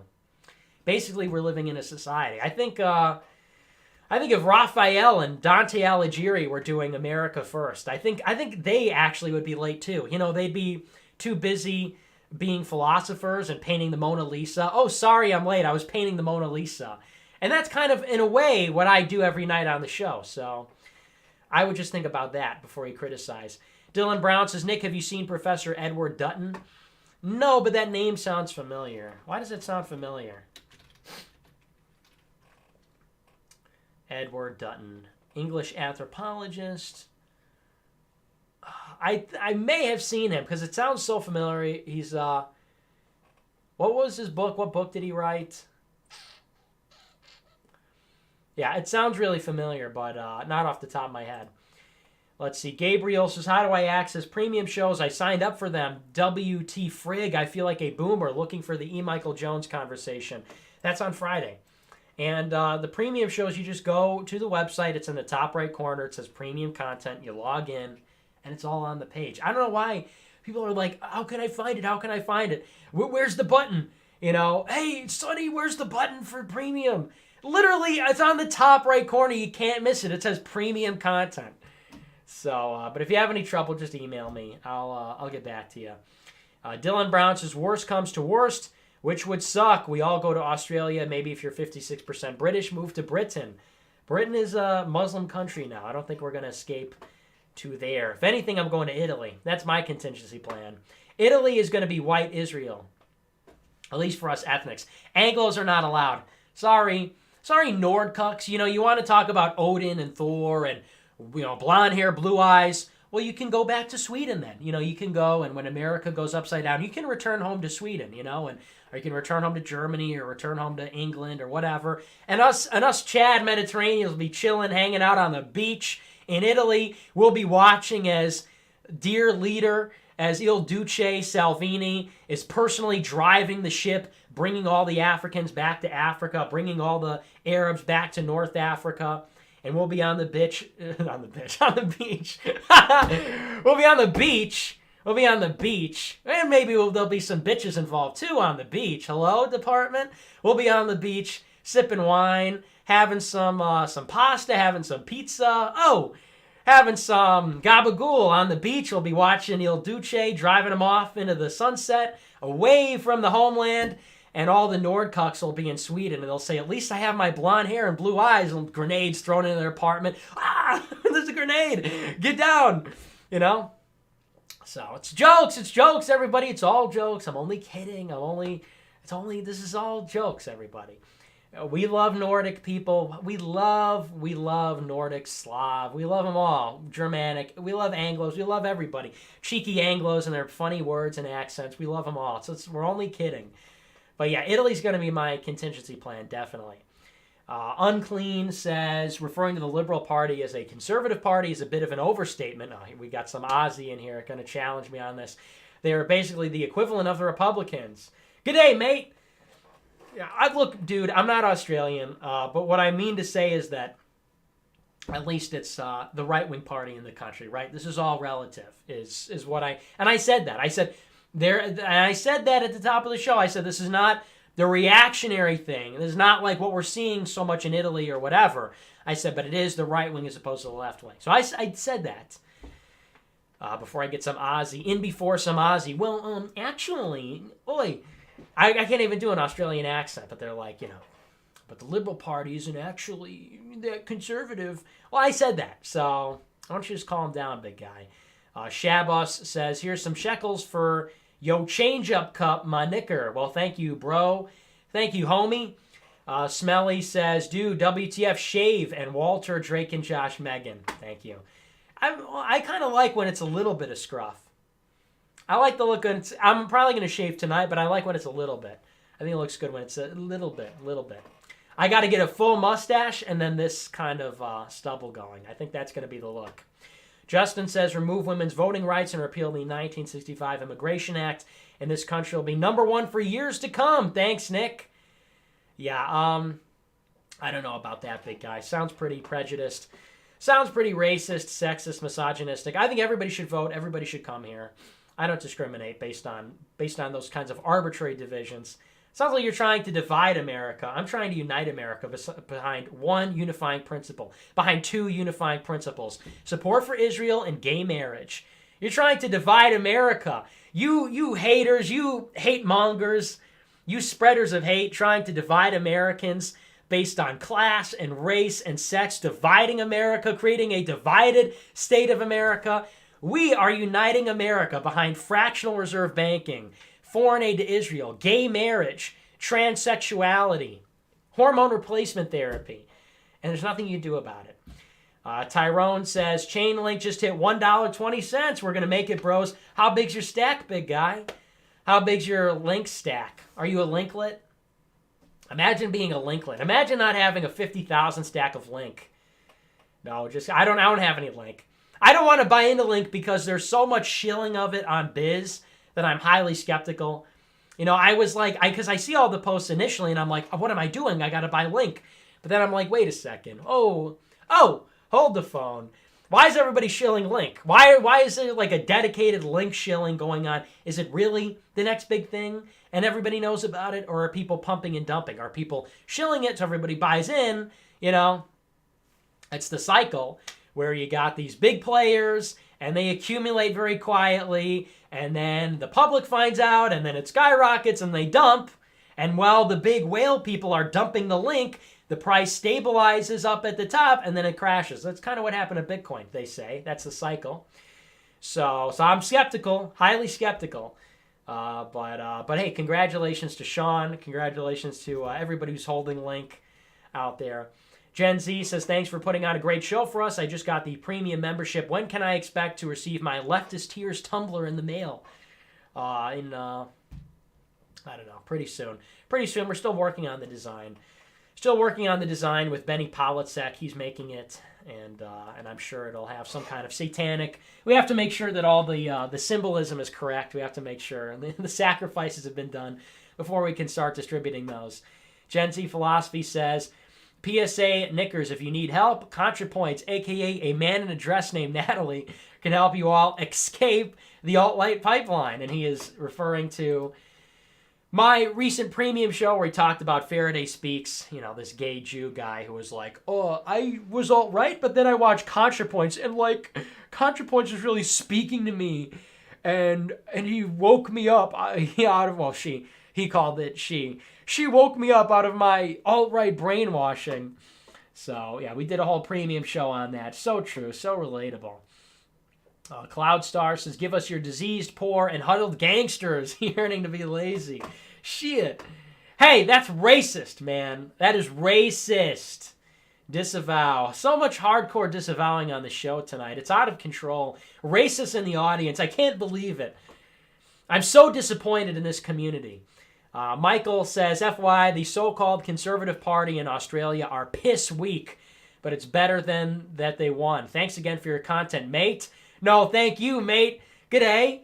Thank you so much for the Aussie shekels. And yeah, I understand they're probably cucked, just like the, what do they call them in Britain, the Tories, or just like the Republicans or anybody else, but it's better. It's relative. It's all relative, right? David Spurner says, top 3 best and worst super chatters. Top 3 best, easily. Poo Poo King. Really good comics. Who's the one from, what's his, Simon Scola. I would say those are probably my top 3, but it's a tough top 3. It's a tough top 3. There's a lot of super chatters. Well, what's his name also? What's the name? I met him at CPAC. Tall gentleman. I don't know. I can't think of him off the top of my head. Everybody's my favorite. Everybody's the best super chatter. Everybody is my top 3 favorite. No, we like Jose Antonio. We like who's the one I'm thinking of? It's on the tip of my tongue. I met him at CPAC. Tall. I think I missed one on Friday, but I can't think of it. So those are probably my top 3, I guess. Top 10. You're all in my top super chatters. I don't have any favorites, but definitely the top 3 worst. I would say What's a Wignat. I would say he's probably just the worst. And that one guy was giving me a hard time the other week about Venezuela, and I don't know, but I don't really want to name anybody who's worse, and they're not going to super chat me anymore. So those are our favorites. Paradigm says, did you see Senator Josh Hawley's floor speech? He hit the right buttons. Could he be a potential future for the dissident right, aside from you, of course? Yeah, hopefully. He does give me a little bit of hope because it was a great speech. Very solid, hit all the right notes, the right ideas, talking about woke capital and social media and that kind of thing. So, yeah, I definitely think he's part of the future of the party, and it's very exciting because he got in 2018, don't forget. He's one of the new arrivals. He's part of the MAGA, America First class. So that gives me a little bit of hope, that maybe the Republican Party could still have some future even after Trump. So it's exciting. Your local milkman says you like in Aquaman, or just like in Aquaman, women ruin society. I don't remember the Aquaman movie, so I don't really know. I saw that like months ago. I'm totally forgettable. Tony Belt says 19th Amendment was a mistake. Disavow. What a sexist thing to say. BB says, you still Yang Gang, big guy? No, not really. Like I said, I was never really in the Yang Gang. I memed on it for a while. But I never intended to vote for him. I never thought he would get the nomination or win the presidency. And I said that. And before somebody says, oh, now he's backtracking, he's corncobbing. I said throughout the whole thing, I was never really Yang Gang. I never really was going to vote for him in the presidential election. And I didn't think he'd win the nomination. So no, the meme's kind of dead. I'm kind of off of it. He's totally cringe now. He was always a little bit cringe, but I feel like we were able to overlook it now, not so much. God's Plan says, remember the Gerdusky interviews on the Gav McInnes show? I never saw him on the Gav McInnes show, so I don't remember those. Max Carson says, who in the mainstream do you think cares about demographics? Carson, Coulter, Tucker and Coulter. Michelle Malkin, I think, cares. Pat Buchanan, obviously. Those are probably, that's almost about it in the mainstream that cares about demographics as far as I know. I think everybody else is kind of in on it. At least everybody else is more cowardly about it if they do care. So I would say those are probably the biggest ones that care about demographics, or maybe care explicitly or directly about demographics. The Angry Inch says, hey-oh, how's it hanging, Big King? It only took 50 years after women's suffrage for them to legalize them killing babies. Ain't that wackadoodle? Haha. Well, to be fair, it was Roe v. Wade, not a law. But yeah, birth control and abortion and all that. Cause and effect, perhaps. Bill says they act like it's a choice for women to work or have a family, but since the workforce doubled, only higher class couples can easily make that happen. Exactly. Yeah, 100% true. Although I will say it's a little bit of a fallacy, because if you calculate the total cost of a woman working, typically it doesn't exceed the income. I guess it depends on what job you're getting. A lot of people think in terms of, well, women have to work these days. But if you think about it, if you're a working mother and you have kids, daycare is a huge cost. Transportation's a huge cost. There's a lot of costs associated with a woman in the household working. Stefan Molyneux's done the math on this. And often you'll find that a woman will only add marginally on net to the household income, if at all, if it's not a net loss. So that's something to keep in mind. But yeah, I mean, it is basically a privilege now based on how expensive things are and how low wages are. Rudolph says, what's wrong with increased expenditure with women's votes? They raise kids. What are you talking about? What's wrong with increased expenditures? Well, obviously, look at the national debt. That's one problem, and also they're not raising kids, they're working. So women's suffrage came with women in the workforce. Elevating women and giving them the right to vote was the first step, obviously, in a long chain of other decisions which are not good. So, what's wrong with increased expenditures? I don't think we're in a good financial position, obviously, for a variety of reasons. And also, beyond that, it's not just expenditures, it's also immigration. It's also immigration as well. Democrats don't just represent increased expenditures, they represent increased immigration. And there's a direct correlation between women voting and women's education and fertility rates. So fertility rate goes down after women's suffrage. So we say, well, they're raising kids, they're making kids. Are they? Not really. Not really. What's the fertility rate? The Bunk says, I highly doubt femoids are more immoral than males. I didn't say that. I don't think I said that. Desu says, honest question, if only a fraction, whoops, scroll down too far there. He says, if only a fraction, 15% of women were actually voting right after suffrage, how did that impact social spending so much? Well, it says immediately after. It says immediately in the short term after women's suffrage, social spending increased 0.6 to 1.2% in Western Europe. And it says 14% in areas. This is state-based. In the Harvard paper by John Lott, it's not talking about national expenditures. It's talking about state government expenditures. And it's saying in like certain communities where they legalized it first as opposed to later. And it increases over time. So I would say that it is a pretty direct correlation once you look at as women are added into the voter turnout. You could see that expenditures are going up because, they're a pretty big percentage of the population, even if they're low turnout. If it's maybe 50-50 and women swing it one way or the other, if they have 15% turnout, that has a sizable effect, right? But you can look up the study on that. You can look up all the numbers. It's not really a controversial thing. There's plenty of studies that show that. And not just in America, by the way, also in Europe. Max Carson says, that's a good, honest question, but it's all there in the data.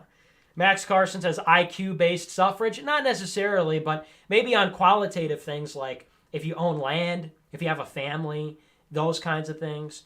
I wouldn't say that blanket women shouldn't be able to vote, but maybe single women shouldn't be able to vote. Maybe you vote if you're married, you vote if you're a mother, or something like that.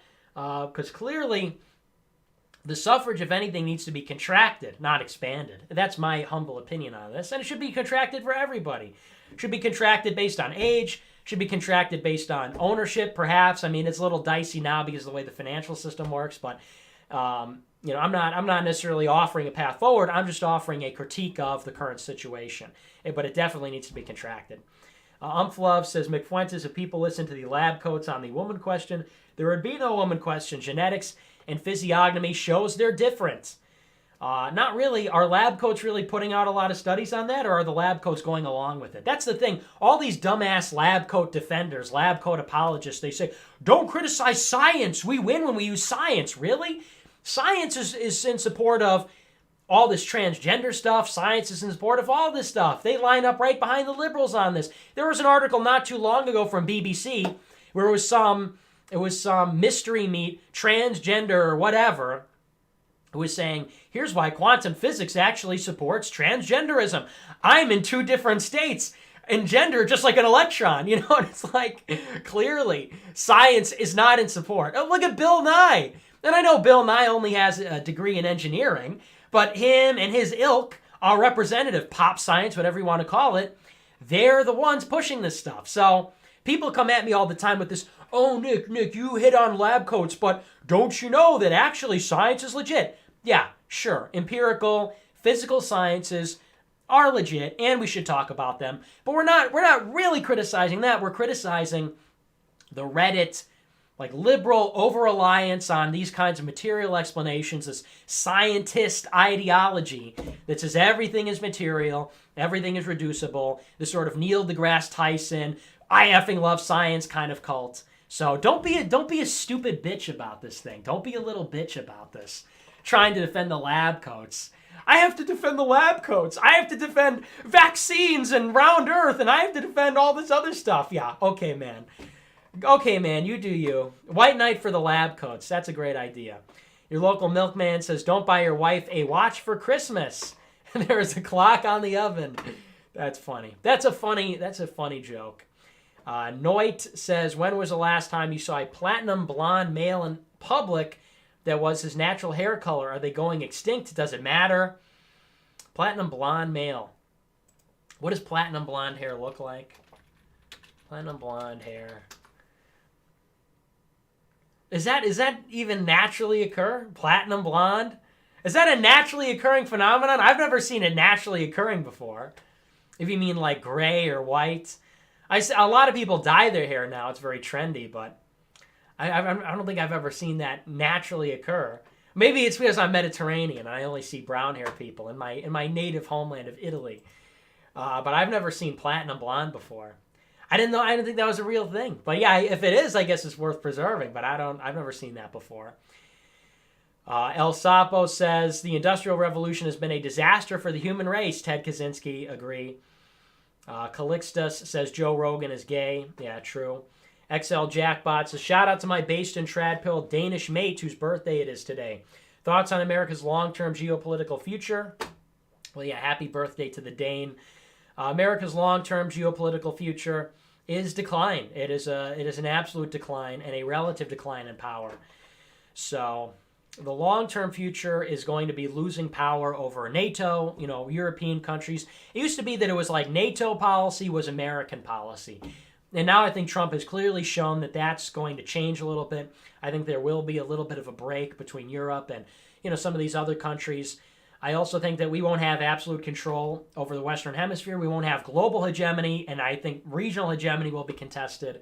I think that'll be brought on by domestic problems, like obviously racial division, class division, a bad economy. There are a lot of systemic domestic problems that are going to result in geopolitical problems in the future. It's sort of a gay Heritage Foundation type talking point, but one of the generals at some point said our number one liability is the debt for our military, and that's basically true. So I would say that's a long-term geopolitical outlook. It's definitely decline, relatively and absolutely, unless something radically changes. That's what I see. I see China rising against America, India rising against America. Not that I'm not one of these India superpower type people. America will still be a great power by 2050 and probably still a hegemonic power by 2050. But definitely we're on the downswing, I would say. XL Jackbot says, I just read that one. Local Milkman says, never under any circumstances mix your milks. Yeah, definitely. Big mistake. I've seen it happen a lot. Never ends well. You mix the milks. You mix the chocolate milk up with the white milk, and somehow you always end up dropping the glass of white milk. It always ends up that the white milk is spilled on the floor. It's completely battered beyond recognition. It's like, whoops, I just dropped that glass of milk. Oops. That glass of milk just knocked that other glass of milk off the counter, completely smashed it. And I was like, what's going on? What's going on in my kitchen, right? So, but yeah, I don't know. I don't know what you mean by that. If there's some kind of subtext there, a weird analogy to bring up. It's something that's happened to me before. I don't know if that's common. Let's see. Stereo says, okay, not reading that. Okay, well, that's what he says, which I read. MA says, get a female co-host. Show would be twice as good. It would be twice as bad, actually. It would be half as good. Stereo says, okay, still not reading that. Patty McGill says, ask E. Michael Jones why the Irish Germans who built Chicago were displaced and why those old Catholic neighborhoods matter. Pray the rosary. In other words, ask him what he says on every other podcast. I love that. Nick, ask him so he says this. Ask him so you're not only dictating the question to me that I ask him, you're dictating that question because you already know the answer, and you want him to say what you want him to say so everybody else can hear it. Unbelievable the way people operate. That's a thought process. Nick, ask him this so he'll say this to everybody. Patty McGill, get your own show. How about that? Get your own show. For crying out loud. He says that on every show. We're going to ask him some fresh stuff. We're going to change it up a little bit. Okay, because I've heard that. He talked about that on the Spencer Show. He talks about that in his books. We're going to try and, get a little new content out there. Gen Z Philosophy says, I'm 1,000% pure Aryan blood, but my girlfriend is half Italian, 1/4 Korean, and 1/4 Dutch. Do you avow? I avow. Prince of Conquest says, watching your work ethic has convinced me of Ben Franklin's quote about Italians being lazy and dumb. Love you, big guy. #Wasp Gang. Yeah, how has that worked out, right? Lazy and dumb Italians, and we elected Matteo Salvini. And what's going on again in the United Kingdom? I'm sorry, who's your prime minister? Lazy and dumb Italians. We have Matteo Salvini, who's based in Red Pill, and he's got the rosary, and he's, praying with people, and he's hugging and kissing, and there's hordes of fans. He's deporting migrants. And, I'm sorry, who's the leader of the United Kingdom? Oh, it's a woman? Oh, it's a woman named Theresa May who dances and, does all this other crazy stuff, and she's totally cringe and blue-pilled? Couldn't be me. Can't relate. Oh, America is run by a fat drumpf? Anglo-America elected fat blumpf? Really? Man, if only they had Matteo Salvini, right? What a shame. But yeah, I love you too, I guess. Cloud Star says, Nick, your M-rated rant yesterday reminded me of how my parents were not like that. I saw RoboCop when I was 7, and it's still my favorite movie. Have you seen it?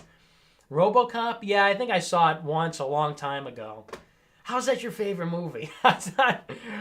I don't even consider that a great movie, but okay. Yeah, it was okay. I thought it was an okay film. I watched it when I was in middle school, though. My parents were less strict about the movies than they were about the video games. I was always able to watch some of the, explicit film type content, but never the video games for some reason. I guess my parents, maybe they bought into some of that scare stuff, that, hype about violent video games or whatever. I remember one time I got Dead Rising 2, that zombie game, and my mom was like, well, let me see. It's M-rated. Well, let me see what it's all about. And I showed her, And I was like, but Mom, it's zombies. And she's like, oh, so it's not people? I'm like, no. And for some reason, that distinction was so important. That was the difference between me being allowed to get it and not getting it. But Mom, there's zombies. I'm only killing zombies. She's like, well, in that case, you can get it. Like, what do you... You're just cutting people in half anyway. What difference does it make? What difference does it make? You see when I play Grand Theft Auto. Would it matter? Does it really matter, you know? But yeah, childhood ruined. Childhood absolutely ruined, Mom and Dad. Not letting me get M-rated games. Had to get that Wallace and Gromit game or whatever from Blockbuster. What was that stupid-ass game I got for PlayStation 2? My first game for Gromit. my first game for PlayStation 2 was let me look it up. Was Wallace and Gromit. Was it The Curse of the Were-Rabbit? No, it was something else. Project Zoo? It might have been. No. How many PlayStation 2 games were there like this? Google Images, maybe? Okay, well, I can't find it. But nevertheless, yeah, my first PlayStation 2 game, Wallace and Gromit. Thank you so much, Mom. All my friends are playing Grand Theft Auto. All my friends have PlayStation 3, and I had Wallace and Gromit. Thank you so much. So, anyway, Patty McGill says, do the whole show with Dr. Jones about Chicago, the greatest American city, and how it was destroyed, how the Catholic cities were clean, safe, strong. Yeah, thank you for your input. Maybe we'll talk about this. Chicago was one of the finest cities, and now obviously in decline. Anne Marie says, Nick, you remind me of my granddaughter. She's cute. Thank you. Yes, I've heard about this. That's good to know. Boopers says, hang on. Booper says, brah, I really like your cup. Thanks. You can order one at gearbubble.com/njfmug. Gearbubble.com/njfmug. You can buy it. $15. Very reasonable price. ASDF says, lady next to me at work said how she loved how her son's kindergarten teacher was gay. Guy talking to her was counter-signaling this Catholic school. Wow, so progressive, so cool. If you're not down with homosexuals in your schools teaching your kids, all right, isn't that what Sam Hyde said? It's all coming to fruition. ASDF says, meant his, not this. Too upsetting things to hear. Ah, yes. Cassie says, speaking of what, why did you ban him? Because he was dumb. He was talking mad smack in the comments, so I had to kick him out. Andrew says, why do fools complain when you block them on Twitter? They know what they are doing. Their shock is silly when they know they were talking trash. Well, yeah, exactly. All these people, first of all, people are obsessed. I block them, and they're like, I'm not mad, and then they talk about it for, like, literally years. Literally for years. Oh, yeah, he blocked me, like, a year ago. I find, like, every post. He blocks everybody. He's the worst, blah, blah, blah. You know, so people, first of all, I block them. Because I'm like, I don't like you. I don't want to associate with you. I don't want to see your content. You know, people get crazy about it.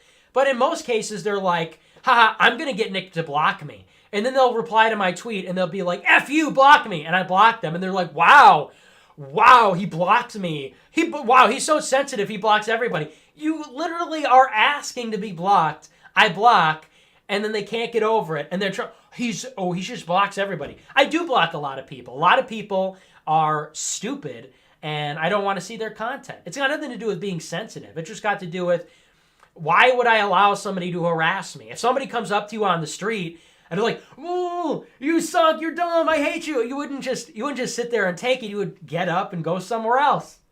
You know. So people make it their whole week is replying to my tweets and counter signaling me or whatever, saying something nasty, and I block because I'm like, I don't want to deal with that. I don't want to get this negative juju in my brain, bad juju. So I block, I ban, and then people make it out like, oh, he's just he bans everybody, whatever. Yeah, damn right. 5,300 blocks and counting. And what about it? Lauren Rose says, grow a scraggly beard, bro. Sam Hyde style. Keno. I don't know. I kind of like being clean shaven. It's too itchy. When it grows out too much, it just itches, and I don't really like that sensation. So I think I'm just going to keep it short. Maybe we'll do a mustache at the max. Simon Scola says, I'm something of a scientist myself. I don't know what that's referring to, but you know what I mean. Scientist ideology. Smelly says, what should I tell Walter when I meet him? Okay. Patty McGill says, the church is eternal, www.latinmassdir.org. Okay. Dominic says, hey there, big guy. My wife and I just got married Saturday. We both love the show.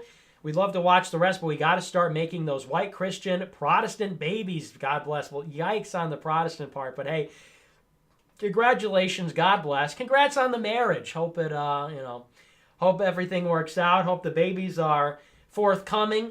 We can be progenitors of the white race. Glad you're making the most important kind of content there is, even though they're going to be Protestant. Better than nothing, right? Better than atheist. Better than anything else, except for Catholic, of course. But hey, congrats.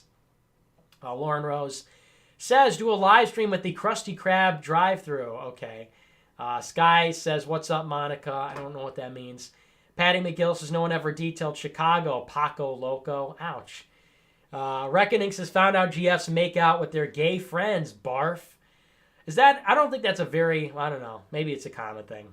I wouldn't know. I canceled women in 2019. Wouldn't know anything about it. All these women defenders be like, did you know that women are killing their babies and making out with gay men? I'm like, can't relate. Wouldn't know anything about that. It's 2019. They're canceled. All these women defenders, all these cope posters, white knighters, beta orbiters, reply guys. Nick, did you know women are acting... Nick, these women are acting different. And I'm like, they're canceled. They're canceled. What are you still doing? What are you still doing hanging around them? They're like, Nick, you like that post of a trans cat girl in thigh highs. And then they come to me later and they're like, Nick, these women are off the goop. And I'm like, you're going to be saying, how do you live like you do? And I'm going to say, I tried to show you. Right? So, not surprising. Not surprising. Women are psycho-degenerates. Oh my gosh. Surprising. That's so surprising. Women are canceled. Women remain canceled. Glenn C. says, my parents only let me play or watch PG movies until I was 13. Then only teen PG-13. Lame childhood. Relatable, yeah, very lame childhood. My dad was very red pill, though. He took me to the R-rated films when I was, probably when I was in, like, middle school. But there's just the ones that didn't have sex. We had to go on this website called, yeah, what a cringe moment. We had to go on this website called With Kids in Mind. Have you ever heard of this? This creation. It's called With Kids in Mind, and they give a score for every movie based on 3 categories, which is nudity and sex, violence, and swearing. And if the nudity and sexuality score was low, I was able to see it. If it was high, I couldn't see it. So, like, for example, couldn't see The American with George Clooney, which came out in, I think, September, October 2011 or 2010. Couldn't see it because it was R-rated and it had too much sex in it. And the list went on and on with this kind of stuff. I had to miss a lot of feature presentations because of this website. Too much sex going on. But if it had high violence, high swearing, low sex, then I was able to see it. So that's how that worked. But yeah, the video games, cringe and blue-pilled until the end. Still had to get permission for Grand Theft Auto 5 when I was in high school, okay? So cringe and blue-pill childhood, no good. Lauren Rose says, your keyboard research is elite ASMR. Thank you, King. I'm glad you enjoy. Lauren says, we love our Chinese mugs, don't we, folks? Okay, Chinese manufactured, but the design is all American, and the theme is American as well, and really that is what counts. Eric writes, says, petition to rename Super Chat to Pooper Chat. Okay. Simon Scola says, you like Krabby Patties, don't you, E. Michael Jones? Yeah, I'll ask him that as well. Okay, that's our last Super Chat. That's going to do it for us on the show tonight. Wow, a lot of really terrific Super Chats. I especially like the ones about Pooper Chats and, asking to get Walter from Drake and Josh on the show. I would say those are my favorites tonight. But that's going to do it for us on the show. Remember to check us out at NicholasJFuentes.com/membership. $5 a month to become a premium member. You get one additional show every week. And it also supports the show. It's the best way to monetarily support the show. We're 100% viewer funded. We need the shekels, baby. We're not getting them from Benny Politsek, that's for sure. We're not getting them from the World Jewish Congress. So be sure to check that out. The link is down below. We got a 2-hour show posted up from Sunday. And it's a pretty big show, 20-plus hours of content already available.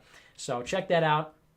Remember to subscribe to the channel, give us a big thumbs up, leave a comment down below, click the notification bell to get notified every time I go live.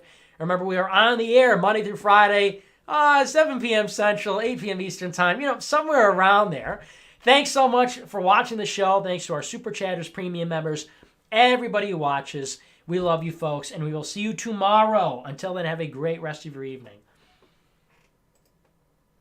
Americanism, not globalism, will be our credo. It's going to be only America first. America first. The American people will come first once again.